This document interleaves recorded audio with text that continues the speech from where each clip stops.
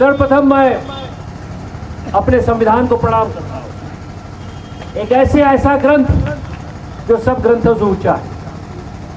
यह हम सबके लिए जो विश्व का सबसे बड़ा गणतंत्र है उसकी सबसे बड़ी पुस्तक है। और इस पुस्तक के नीचे हर व्यक्ति को नतमस्तक होना पड़ता है कि हम लोग को अपने संविधान में निहित कुछ बहुत अच्छी चीजें अपने जनता के बीच में रखनी पड़ेंगी। और उसके दो कारण हैं। एक कारण यह है कि विपक्ष ने कई भ्रांतियां फैलाई हैं, लेकिन प्रमुख कारण वो नहीं। प्रमुख कारण यह है कि मेरे संविधान में कोई ऐसी चीजें हैं जिसको अगर मेरी जनता, मेरी प्रजा, मेरे नागरिक, मेरे वोटर समझेंगे तो मेरा काम आसान हो। यह प्रमुख उद्देश्य है। और मैं चाहता हूं कि ये बात संवाद की यात्रा हो। इसमें मैं सिर्फ भाषण ही नहीं दूं, मैं आप सभी सुनूं, आप सभी सीखूं। कई वक्ताओं ने जो कोई आज बात रखी, पिछले 2 सत्र में बात रखी, उससे मैंने भी सीखा।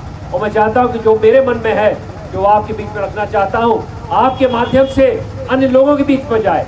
यह सिर्फ सभा पर नहीं हो। 100 लोग हमारे एकत्र हैं। मैं चाहता हूं, जैसा कि बताया गया, अभी कृष्णानाथ जी ने बताया कि आप लोग अपने अपने तरीके से इस बात को जनता के बीच में ले जाइए। और ये राजनीतिक बात ही नहीं है, ये सामाजिक बात है, ये राष्ट्र की बात है। हमारी पार्टी भारतीय जनता पार्टी हर समय राष्ट्र की राजनीति करती है। इसलिए संविधान सबका प्रयास जाता राष्ट्र के लिए है। हमारे जो 18.7 लाख वोटर है, वो वोटर तो हैं अवश्य, लेकिन उसी के साथ साथ निर्माता भी है, उसी के साथ साथ हमारे अभिभावक हैं। उनको साथ लेकर चलना मेरा कर्तव्य है कि आज की तारीख में इस चौराहे पे आप इस कार्यक्रम में शामिल हुए, ये तो बहुत खूबसूरत है, लेकिन आप इस बात की चर्चा अपने अपने गांव में जाके करिए।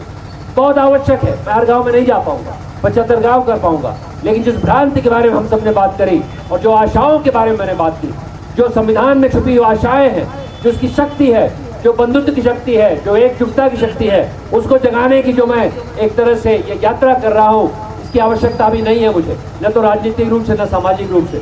लेकिन आज की तारीख में अगर ये यात्रा सफल होगी तो मुझे पूरा विश्वास है अमृत प्रयास सफल होगा, हमारे बच्चों का जीवन सफल होगा। ये हम लोग अपनी लड़ाई नहीं लड़ रहे दोस्तों, ये आपके बच्चों की लड़ाई लड़ रहे हैं। अगर उनको खाने पीने, बिजली के लिए, स्वावलंबन के लिए, रोजगार के लिए हमें आगे बढ़ना है तो उसकी शुरुआत आज इसी वक्त इसी चौराहे से करनी पड़ेगी।